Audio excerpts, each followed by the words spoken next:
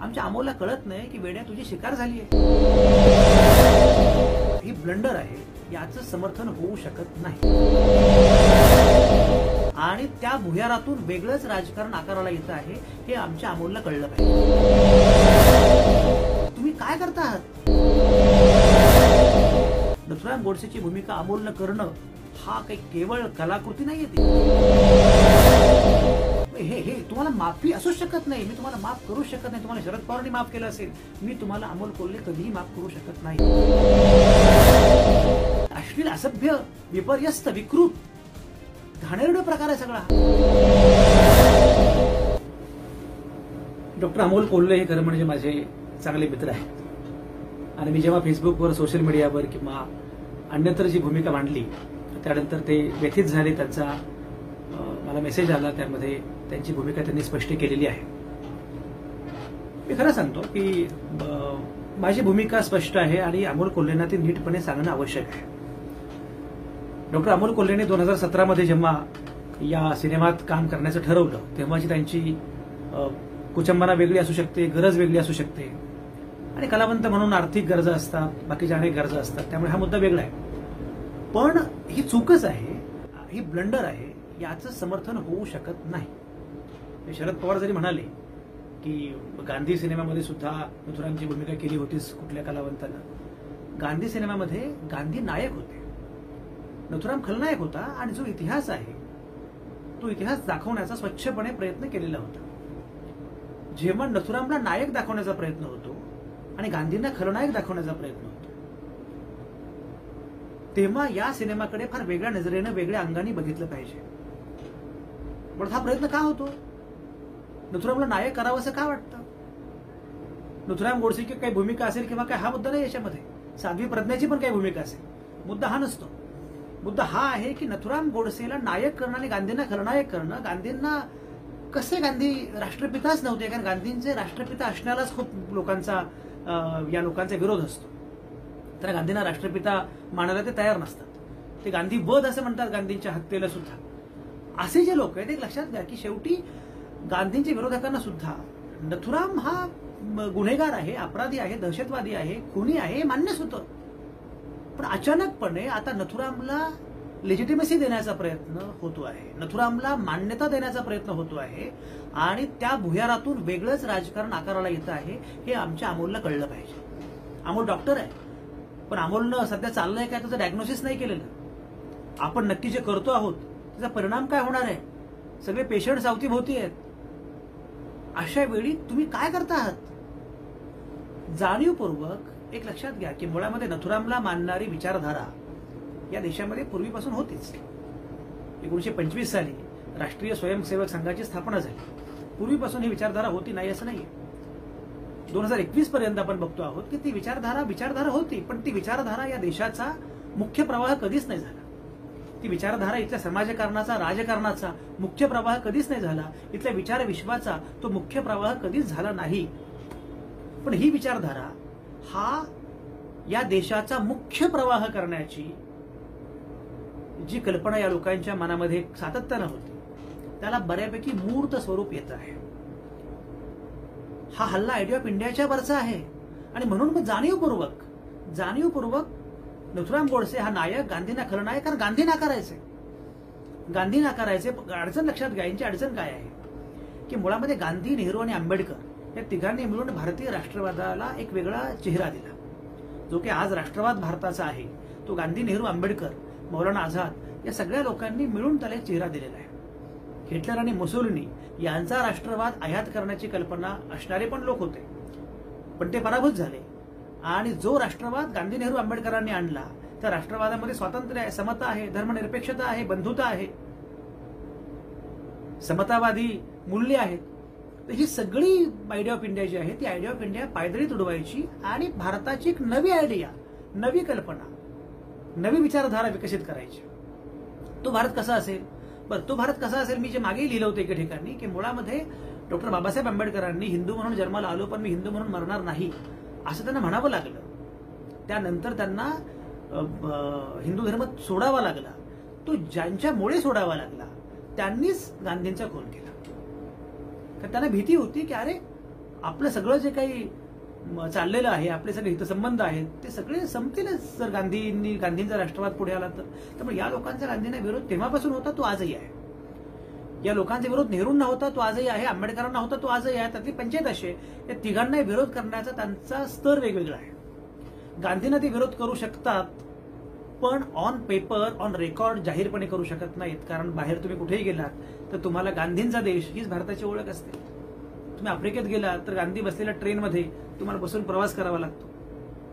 तुम्ही आणखी कुठे गेलात तरी तुम्हाला, अमेरिकेत गेलात तर तुम्हाला गांधींचा देश हीच तुमची ख्याती असते. त्यामुळे तुम्हाला गांधींना थेटपणे विरोध करता येत नाही. त्यामुळे सुरुवातीपासून यांचा प्रयत्न असा आहे की गांधींना थेटपणे विरोध नाही करायचा, गांधींची कुजबूज कॅम्पेन करायचा. गांधी राष्ट्रपिता कसे नाहीत, पाकिस्तानच्या 55 कोटीचा मुद्दा जो आहे तो मांडायचा, हिंदू मुस्लिम नॅरेटिव्ह सेट करायचं, गांधी कसे मुस्लिम धार्जिणे होते अशा प्रकारचं नॅरेटिव्ह सेट करायचं. गांधी मुस्लिम धार्जिणे होते आणि गांधी हिंदू द्वेष्टे होते अशा प्रकारचं नॅरेटिव्ह सेट करायचा. हा प्रयत्न कुजबूज कॅम्पेन मधून करायचा. प्रत्यक्षात मात्र गांधींना प्रातस्मरणीय मानायचं आणि मग नथुरामला हळूहळू मोठं करायचं. नेहरूंच्या बाबतीमध्ये नेहरूंना थेटपणे विरोध करायचा, कारण नेहरूंना विरोध केल्याशिवाय पर्यायच नाही. कारण नेहरूंनी थेटपणे भूमिका घेतलेली आहे. गांधींची भूमिका तरी जरा परंपरेचा अवकाश सांभाळत अशी होती, त्यामुळे त्याचे काहीतरी वेगळे अन्वय लावता येतात. नेहरूंचं असं नाही. त्यामुळे नेहरूंना थेटपणे विरोध करायचा, नेहरूंची बदनामी करायची, नेहरूंची प्रतिमा मलिन करायची, नेहरूंबद्दल बाह्यात विनोद करायचे, सगळं थेटपणे नेहरूंना बदनाम करायचं. आंबेडकरांना विरोध करायचा. आंबेडकरांचं संविधान मान्यच नसतं. आंबेडकरांची संविधानिक मूल्य पायदळी तुडवायची. पण तरी सुद्धा आंबेडकरांना थेट विरोध करता येत नाही 2 कारणासाठी. पहिलं सगळ्यात महत्वाचं कारण म्हणजे डॉक्टर बाबासाहेब आंबेडकरांच्या सोबत एक वोट बँक आहे अशी यांना भीती असते. त्यामुळे मग त्या निवडणुकीच्या गणितांसाठी आंबेडकरांना थेट विरोध नाही करायचा. दुसरं असं की आंबेडकरांच्या विधानांचा वेगळा अन्वय लावायचा. पण आंबेडकरांची जी मूळ भूमिका आहे, तो विद्रोहाचं टोक जे आहे ते टोक संपवून टाकायचं आणि आंबेडकरांचं अपहरण करायचं. सरदार पटेलांचं अपहरण केलं, प्रयत्न सुरू आहे. भगतसिंगाचं अपहरण करण्याचा प्रयत्न जे करू शकतात ते कोणाचाही प्रयत्न करू शकतात, तसं आंबेडकरांचं अपहरण करण्याचा प्रयत्न करायचा. हा तो डाव आहे. पण प्रत्यक्षात मात्र गांधी, नेहरू, आंबेडकर यांची आयडिया ऑफ इंडिया जी आहे ती आयडिया ऑफ इंडिया पायदळी तुडवायची आणि नवी जी आपली कल्पना आहे हिंदू राष्ट्राची, हिंदुत्वाची, सांस्कृतिक राष्ट्रवादाची, ती कल्पना जी आहे ती कल्पना अधोरेखित करायची. सांस्कृतिक राष्ट्रवादाची कल्पना अधोरेखित करण्याचा प्रयत्न सातत्याने या मंडळींनी केला, पण त्याला काही यश येत नव्हतं. मात्र गेल्या काही वर्षांमध्ये त्याला फार नीटपणे यश येताना दिसतं आहे.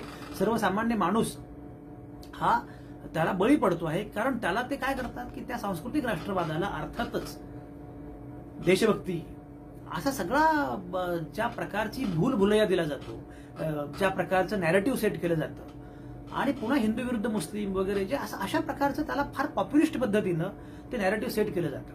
आणि मग हा हिंदू राष्ट्रवाद आहे, हा या प्रकारचा अत्यंत विषमतामूलक विचार आहे, ही सर्वसामान्य माणसाला कळत नाही. सर्वसामान्य माणसाला गोंगीचं औषध दिल्याप्रमाणे त्याला या प्रकारे झोपी जाईल तो, अशी व्यवस्था करायची. आणि त्यानं झोपी जावं यासाठी माध्यम आता आहेत. सोशल मीडिया आहे, व्हॉट्सअप आहे, फेसबुक आहे, त्याशिवाय इतकी सगळी माध्यम आहेत. कोरोनाच्या कालावधीत तर माणसं घरबंद झाली. घरबंद झाल्यामुळे मोबाईल आणि काय याच्यामध्ये लोक इतके मग्न झाले की मोबाईल ठरवू लागला की तुम्ही काय विचार करताय. ओटीटी प्लॅटफॉर्म्स आणखी खतरनाक आहेत. नथुराम गोडसेची भूमिका जेव्हा अमोल कोल्हे करतात तेव्हा तो नथुराम गोडसे हा केवळ नथुराम गोडसे नसतो. नथुराम गोडसे म्हणजे जे सगळी आयडिया ऑफ इंडिया पायदळी तुडवायची जी मोठी कल्पना आहे त्या कारस्थानाचा तो भाग असतो. म्हणून नथुराम प्रोजेक्ट करायचा. आणि नथुराम आता नाटकात ना आला, आता ओटीटी प्लॅटफॉर्मवर नथुराम आला पाहिजे. कारण नाटक शेवटी काही फार तरुण मुलं मुली बघत नाहीत मोठ्या प्रमाणामध्ये. मग ओटीटी प्लॅटफॉर्मवर तरुण मुलं मुली पाहतात. मग तरुण मुला मुलींनी नथुराम पाहिलं पाहिजे. त्यांना वाटलं पाहिजे की गांधी नाकारला तुम्ही एकदा, गांधी नाकारलात एकदा की आयडिया ऑफ इंडिया नाकारता येते, म्हणून गांधी नाकारायचा. याचा पेचच हा आहे ना की 2-3 वर्षांपूर्वी हिंदू महासभेच्या एका महिला कार्यकर्तीनं गांधींच्या पुण्यतिथीला गांधींच्या प्रतिमेला गोळ्या घातल्या होत्या. याचा प्रॉब्लेमच हा आहे की गांधींना एकदा मारलं तर तो म्हातारा मरतच नाही. बरं, गांधींबद्दल एवढं वाईट बोललं तरी दंगल उसळत नाही. गांधींबद्दल काही केलं तर गांधींना फरकच पडत नाही, गांधी मरतच नाही. हा प्रॉब्लेम आहे. यांना गांधी आडवा येतो रोज उठून. मग तो गांधींना संपवण्यासाठी नथुरामला मोठा करायचा, नथुरामला नायक करायचं आणि नव्या पिढीला त्यांच्या शैलीमध्ये, त्यांच्या माध्यमामध्ये, त्यांच्या परिभाषेमध्ये, त्यांच्या भाषेमध्ये मांडायचं. गांधी अत्यंत बकवास होता. गांधींबद्दलचे सगळे जे काही मत आहे नव्या पिढीला ते अशा प्रकारे तयार झालं पाहिजे की जो गांधी जगासाठी अक्षरशः सगळ्या अहिंसा, सत्याग्रह सगळ्याचं प्रतीक आहे. लोकांना धक्का बसतो. आईन्स्टाईन म्हणाले की महात्मा गांधी सारखा या चालता बोलता जिवंत माणूस या पृथ्वीवर जन्माला आला होता, याच्यावर येणाऱ्या पिढ्यांचा विश्वास बसणार नाही, एवढा अविश्वसनीय अशा प्रकारचा गांधी. पण त्या गांधीला बदनाम करायचं असेल तर मग या प्रकारचं कारस्थान रचायचं आणि म्हणून हा विकृत विपर्यस्त इतिहास मांडण्याचा प्रयत्न सुरू आहे. नथुराम गोडसेची भूमिका अमूल्य करणं हा काही केवळ कलाकृती नाहीये. ती कशाला कलाकृती काय म्हणता तुम्ही? उद्या सार्वजनिक मोतारीवर अश्लील असभ्य काहीतरी लिहिलं आणि त्याचा काव्यसंग्रह केला म्हणजे काही कलाकृती होते का?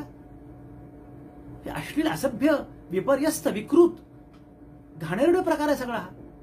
ज्या पद्धतीनं या घाणेरड्या पद्धतीने हे सगळं सुरू आहे तर या प्रकारे त्याला जाणीवपूर्वक नथुरामला प्रोजेक्ट करायचं, गांधींना या प्रकारे बदनाम करायचं, हा सगळा तो डाव आहे की इथल्या. आणि एक लक्षात घ्या पुन्हा, म्हणजे अमोल कोल्हे हा आमचा मित्र आहे, खासदार आहे. आता तो जेव्हा त्याने सिनेमा केला तेव्हा तो खासदार नसेल पण तेव्हा राजकारणामध्ये होताच. संसदेमध्ये हा असतो, राजकीय भूमिका घेतो, एवढी भाषणं ठोकतो संसदेमध्ये. त्याला एवढी किमान समज पाहिजे की अरे सध्याचा काळ काय आहे. हिंदू मुस्लिम नॅरेटिव्ह सेट झालेला आहे. ज्याला धर्मही कळत नाही आणि संसदही कळत नाही असे लोक धर्मसंसदेमध्ये काय काय बोलतायत.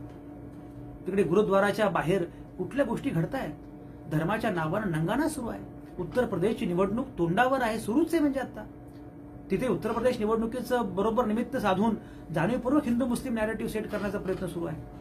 दंगली उसळतील या देशामध्ये. अशा प्रकारचा धार्मिक उन्माद जाणीवपूर्वक वाढवण्याचा प्रयत्न सुरू आहे. नथुराम हे त्याचं प्रतीक आहे, वाहक आहे.